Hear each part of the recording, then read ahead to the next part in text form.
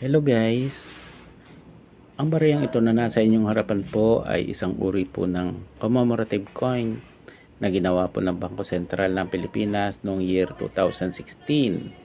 At ito po ay 1 piso bilang pag-alaala po sa 150 taong kaarawan ni General Isidro Torres.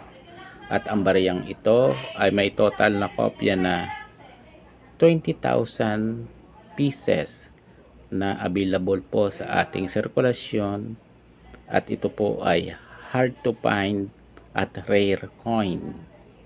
At ang bariyang ito ay mayroon po itong composition na nickel plated steel at tumitimbang po ito ng 5.35 gram at mayroon po itong diameter na 24 mm at mayroon po itong thickness na 1.85